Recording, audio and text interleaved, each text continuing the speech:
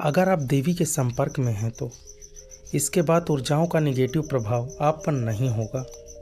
ऐसी चीज़ें जो सच में ध्यानशील हैं, जितने आप मानसिक एवं भावनात्मक रूप से विचलित होंगे, उतनी ही आसानी से आप नेगेटिव शक्तियों से आप प्रभावित होंगे। कुछ ऐसे लोग हैं जो ऊर्जाओं को तोड़ मरोड़ कर किसी भी की मौत का कारण बन जाते हैं। भारत के कुछ हिस्सों में ये काफ़ी प्रचलित है।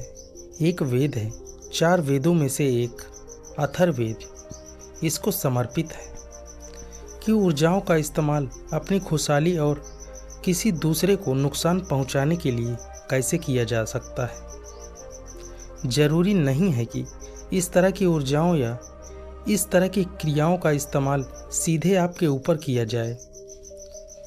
अभी अगर कोई मेरे साथ कुछ नेगेटिव कर रहा हो और मैं उसके लिए ग्रहणशील नहीं हूँ और आप यहाँ बैठे हैं तो आप प्रभावित हो सकते हैं।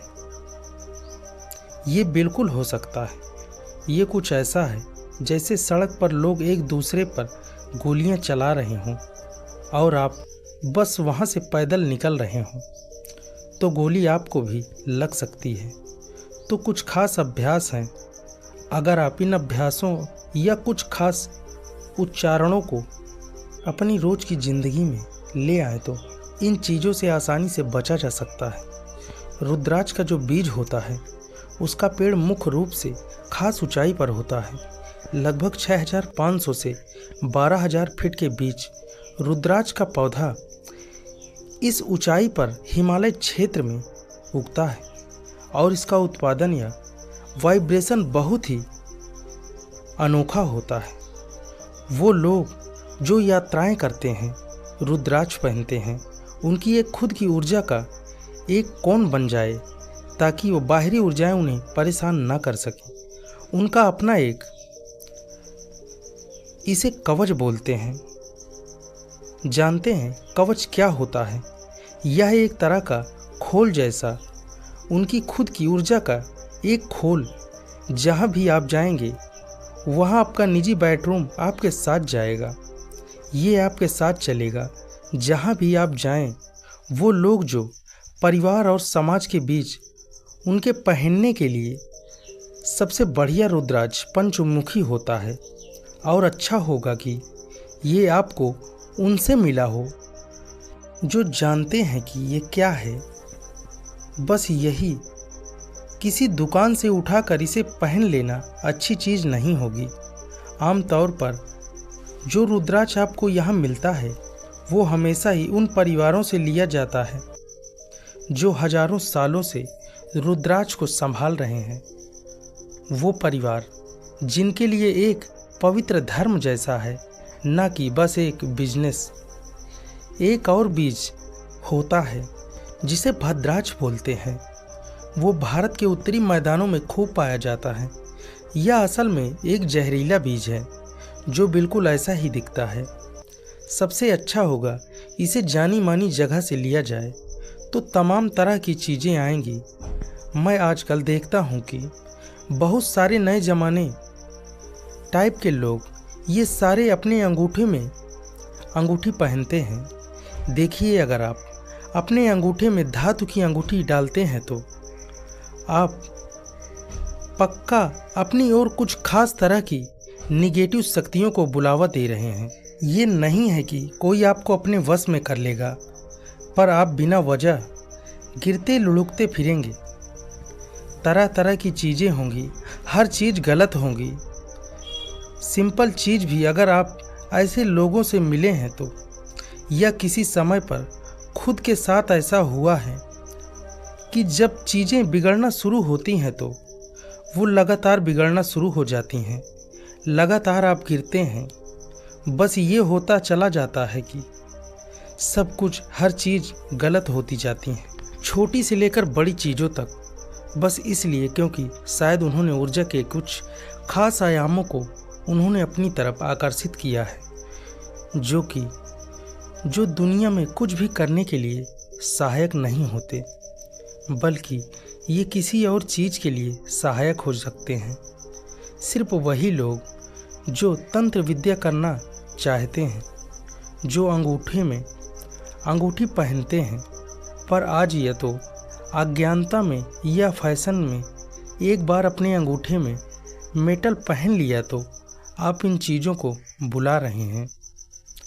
ऐसे सैकड़ों लोग हैं जिन्हें लगता है कि वो किसी के वश में हैं और ये सब आपसे बस इतना कहते हैं, आप बस यहाँ आकर ध्यान लिंग क्षेत्र में बैठिए, क्योंकि ये ध्यान लिंग तंत्र के ऐसे आयाम हैं जो इन सब चीज़ों को काट डालते हैं।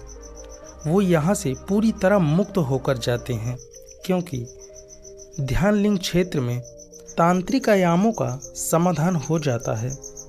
बस एक पूर्णिमा या अमावस्या के दिन जब आप इन चीज़ों को लेकर ज़्यादा ग्रहणशील हो जाते हैं, बस एक दिन बस वहाँ बैठकर आइए। अगर आप देवी के संपर्क में हैं, चाहे देवी यंत्र की मदद से या चाहे जैसे भी यंत्र आपके हाथ में है या आपके दिन में है, आपके ऊपर है।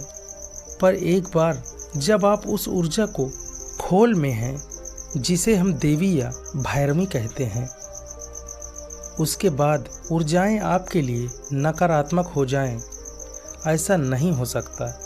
तो अगर आप बस इतना सुनिश्चित कर लें कि आप सही किस्म का खाना खा रहे हैं, अपने सिस्टम को ठीक से रख रहे हैं, तो ये संभावना है कि आप में कुछ गड़बड़ी हो जाए, जिसका कारण कोई दूसरी ऊर्जा या ऐसा कुछ है। ऐसा होना उसकी ज़िंदगी से कोसों दूर की बात होती है। उनसे देवी निपट लेंगी। आपको कुछ करने की ज़रूरत नहीं है। अगर आप सच में ध्यानशील हैं तो आप तंत्र के बारे में सोचिए भी मत। इन चीज़ों का उस इंसान पर कोई प्रभाव नहीं पड़ता और ना ही होता है जो सच में ध्यानशील हैं। अगर आप अपने मन के भीतर मौन को थोड़ा सा भी जान सकते हैं, कम से कम आपके भीतर दिन में कुछ पलों का मौन है, तो आप तंत्र की चिंता मत कीजिए।